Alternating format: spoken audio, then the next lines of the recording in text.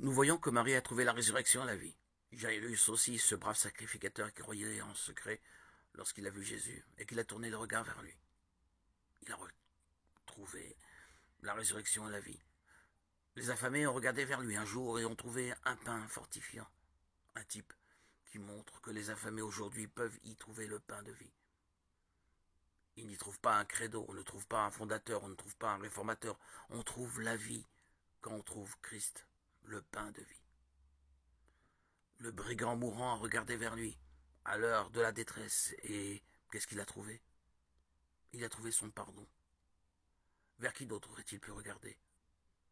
Le gouvernement romain ne voulait pas lui accorder le pardon.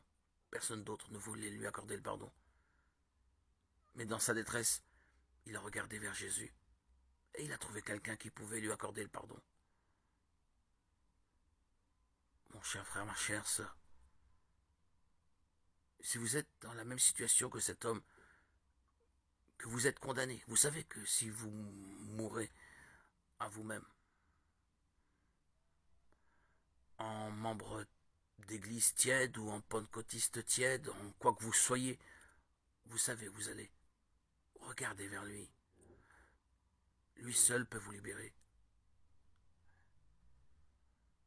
Si quelqu'un qui n'est qu'un simple adhérent dans l'église,